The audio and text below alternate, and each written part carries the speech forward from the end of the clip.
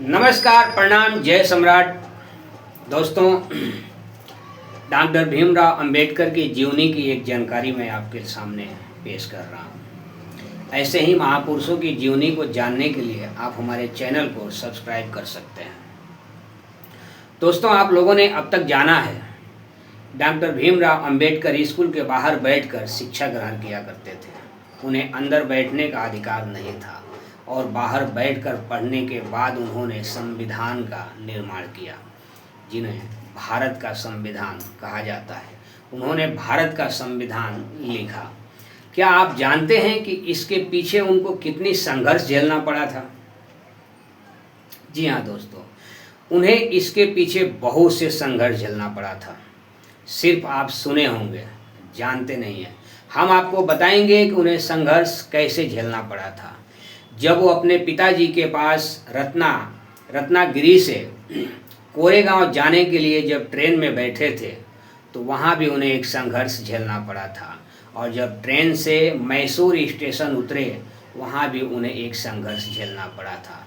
संघर्ष यह थी कि हर व्यक्ति का उस समय नाम पूछा जाता था, जात पूछी जाती थी, और जैसे ही पता चलता था यह व्यक्ति महार है, हरिजन है, चमार है, तो उसके साथ दुर्व्यवहार, भेदभाव किया जाता था। जी हाँ दोस्तों, आपको बता दूं कि 1904 की बात है, जब मैसूर स्टेशन पर डॉक्टर भीमराव अंबेडकर और उनके 3 भाइयों ने जब उतरे थे, तो काफ़ी लोगों ने वहाँ उतरे। उनके साथ में बहुत से लोगों ने उतरा, पर सभी ने चला गया और ये 4 भाई रुक गए इस अभाव में कि हमारे पिताजी आएंगे लेने के लिए, या फिर उनके द्वारा भेजा गया कोई कर्मचारी हमें यहाँ लेने आएगा, क्योंकि उन्हें वहाँ से कहाँ जाना है ये पता नहीं था। हालांकि वो इतना जानते थे कि हमें कोरेगांव जाना है, ईस्ट इंडिया कंपनी के ऑफिस के अंदर। घंटा 2 घंटा इंतज़ार करने के बाद जब कोई नहीं आया, स्टेशन मास्टर आकर उन बच्चों से पूछता है कि टिकट है आप लोगों के पास। इन लोगों ने ईमानदारी पूर्वक अपना टिकट निकाला और उन्हें दिखाया। हाँ जी दोस्तों, उनके पास टिकट थी। कोई बात नहीं, क्या नाम है, कहाँ से आए हो? जब स्टेशन मास्टर आया था यह जानने के लिए कि टिकट है, तो उसके आने के हाव भाव और रहन सहन में शालीनता थी। लेकिन जब उन्हें पता चला कि हम महार जाति के हैं और रत्नागिरी से आए हुए हैं, तो उसके हाव भाव बदल गए और उसकी हाव भाव आक्रामक हो गई।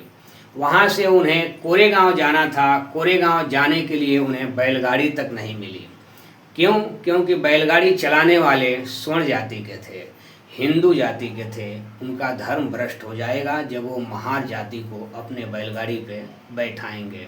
दिक्की सिक्की गुजारिश, हाथ जोड़ने पर भी बात नहीं बनी। डबल किराया देने की बात हुई, फिर भी बात नहीं बनी।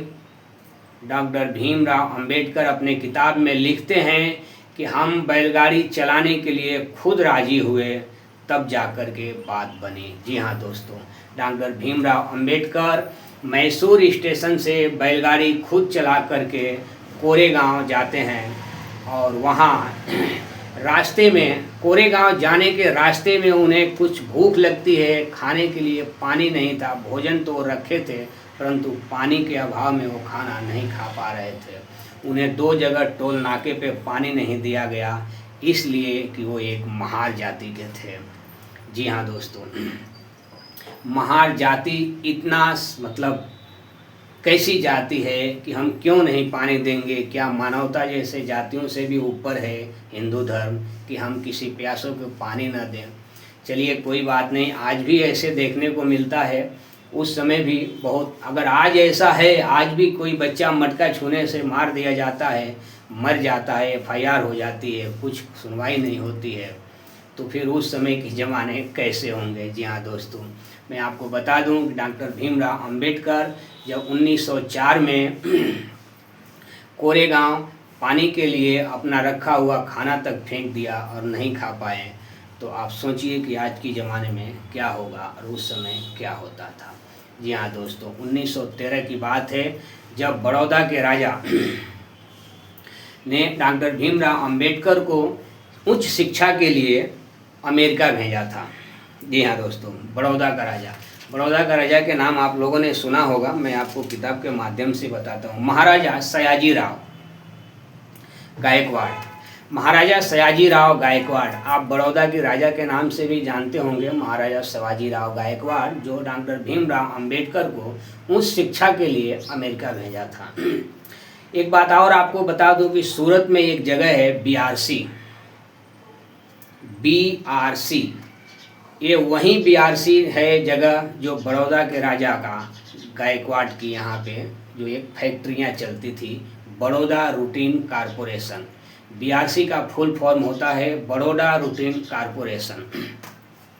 उनके दिए गए छात्रवृत्ति से डॉक्टर भीमराव अंबेडकर 1913 में अमेरिका चले गए थे उच्च शिक्षा के लिए, और 17 में वापस उन्हें फिर भारत आना पड़ा, इसलिए कि जो पैसे लगे थे उन्हें अमेरिका जाने में, उस पैसे का भुगतान भी उन्हें मजदूरी करके चुकाना था बड़ौदा रूटीन कारपोरेशन के अंदर, जो बड़ौदा राजशाही परिवार जैसे सयाजीराव गायकवाड़ से कि फैक्ट्रियों में काम करके उन्हें यह चुकाना था।